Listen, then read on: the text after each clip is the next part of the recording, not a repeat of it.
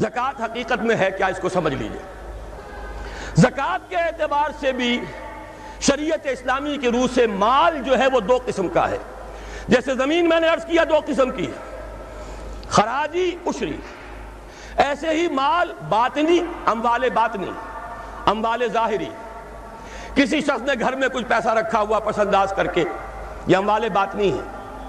کسی نے زیور رکھا ہوا ہے، چلیے سونے کی ڈلی رکھ لی ہے کسی نے، کسی برے وقت کے لیے، پتہ نہیں نوٹ جو ہیں وہ تو دھیلے کے رہ جائیں، جیسے کویتی دینار ہو گیا تھا، کہیں ایسی آفت نہ آ جائے کوئی تھوڑا سا سونا لے کر رکھ لو۔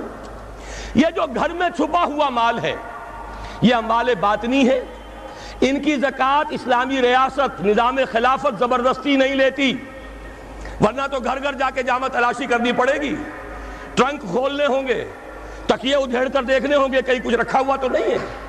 اسلام کا نظام نظام فطرت ہے۔ اموال باطنہ میں آپ کو آزادی ہے، زکوٰۃ دیں جسے چاہیں دے دیں، آپ کا اور اپنے رب کا معاملہ ہے، وہاں حساب جا کے دے دیجئے گا۔ اموال ظاہری کی زکوٰۃ جبرن لی جائے گی۔ وہ کیا ہے؟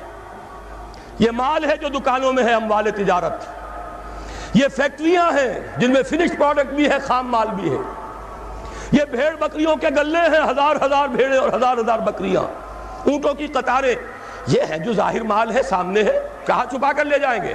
گودام بھی ہے تو وہ گھر تو نہیں ہے، گودام کی تلاشی ہو سکتی ہے، دکان کا حساب لگایا جا سکتا ہے۔ فیکٹری کے اندر اس کی زمین، اس کی مشین، اس کے ٹولز ایگزمپٹ، اس پر زکوٰۃ نہیں ہے۔ لیکن جو بھی مال ہے اس میں وہ دو شکلوں میں ہوگا، یا خام مال ہے، کپڑا بنانے کا کارخانہ ہے تو دھاگا پڑا ہے اتنے کروڑ کا، تیار کپڑا ہے اتنے کروڑ کا، اس کا 2.5% دے دیجئے۔ مال ہے 5 لاکھ کا، دکان کے اندر 2.5% دے دیجئے، اموال ظاہرہ ہے۔ اور اس میں اس سے کوئی غرض نہیں کہ سال بھر میں آپ نے کچھ کمایا کہ گوایا، جب تک آپ نصاب کی حد سے اوپر ہیں، چاہے آپ کا اس سال میں آدھا مال گیا، 10 لاکھ کی مالیت تھی اب آپ 5 لاکھ کے ہیں، لیکن 5 لاکھ پر بھی آپ کو 2.5% دینا ہے، چاہے کمایا ہو چاہے گوایا ہو۔ اور یہ ٹوٹل پر ہے، کسی اکاؤنٹنٹ کی ضرورت نہیں، جو تاریخ معین ہے جا کر دیکھیے کیا مال پڑا ہوا ہے، 2.5% حساب کر کے دے دیجیے۔ اتنی رقم آئے گی۔ ابھی جو کہہ رہے تھے جنرل صاحب کہ یہ نعرہ بھٹو نے لگایا، یہ بالکل وہی بات ہے جو علامہ اقبال نے فرمائی ہے، مغربی تہذیب میں بھی ایک حصہ حق کا ہے، اگرچہ باطل نے اس کے اوپر پورا غلبہ حاصل کر لیا، لیکن حق کا حصہ اس میں بھی تھا۔ وہ کیا تھا؟ اوہام پر اپنی بات نہ قائم کرو، لا تقف ما لیس لک بہ علم ان السمع والبصر والفؤاد کل اولئک کان عنہ مسئولا۔ علم پر بات کرو، وہم پر نہیں، محض تصورات پر نہیں، محض توہمات پر نہیں، علم پر، موقف تمہارا علم پر قائم ہونا چاہیے۔ یہ بات تھی، انہوں نے لی، توہمات کو ختم کیا، کھول آنکھ، زمین دیکھ، فلک دیکھ، فضا دیکھ، مشرق سے ابھرتے ہوئے سورج کو ذرا دیکھ۔ لہذا سائنس بڑھی، ٹیکنالوجی بڑھی، آئی ان کے ہاں ترقی آئی۔ اسی طرح یہ سمجھ لیجئے روٹی، کپڑا اور مکان کوئی کافرانہ نعرہ نہیں تھا، یہ افراد کا بنیادی حق ہے، اور تاریخ انسانی میں پہلی مرتبہ عمر فاروق نے اس حق کا بیان کیا۔ اگر دجلہ اور فرات کے کنارے ایک کتا بھی بھوکا مر گیا تو عمر قیامت کے دن ذمہ دار ہوگا۔ کون مارکس ہے، کیا پدی اور کیا پتی کا شوربہ، کون کوئی جدید تصورات دینے والے ہوں گے؟ یہ کل کی پیداوار ہے اور آج ختم ہو چکے، آج ان کے چہروں پر کالک بلی جا رہی ہے، آج ان کے مجسمے گرائے جا رہے ہیں۔ عمر فاروق کا فرمان، یہ محمد کے غلام اور ایک ادنا تربیت یافتہ سپاہی کا فرمان ہے، یہ تا قیام قیامت قائم رہے گا۔ ہر شہری کی بنیادی ضروریات کی کفالت ہے جو نظام خلافت کے ذمے ہے۔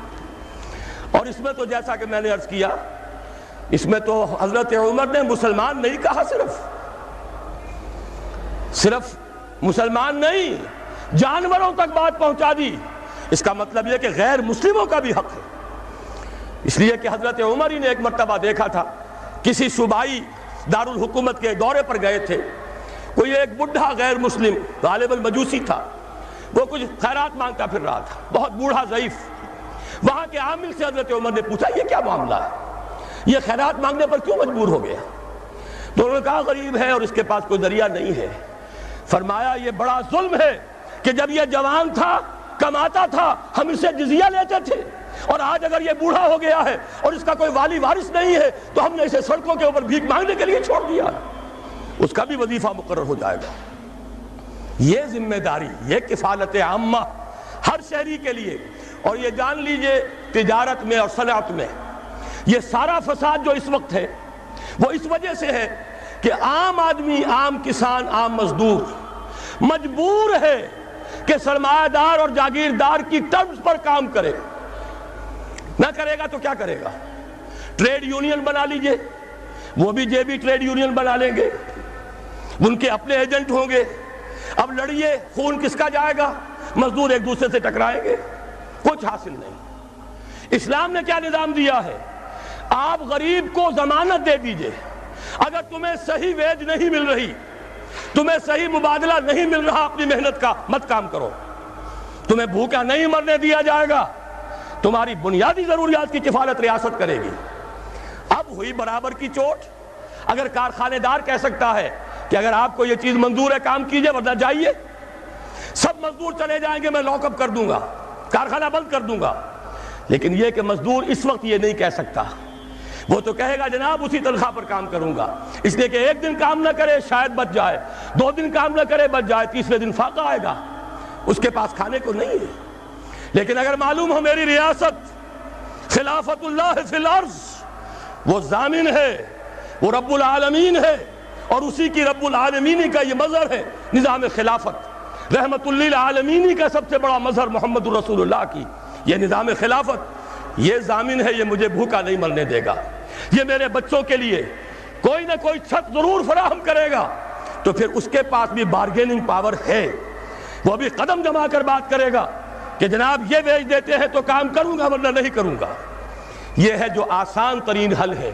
باقی یہ کہ جبر کیا تھا روس نے، اس کا حشر دیکھ لیا، اور سرمایہ دارانہ نظام اس وقت تو بڑا خوش ہے، اس کے ڈنکے بج رہے ہیں، اس کی فتح ہو گئی، سب سے بڑا دشمن سرنگو ہے، وہ تو سجدہ کیے ہوئے ہے۔ لیکن یہ کہ واقعہ یہ ہے سرمایہ دارانہ نظام کے اندر جو کنٹرڈکشنز ہیں، جو تضادات ہیں، اب وہ ظاہر ہوں گے۔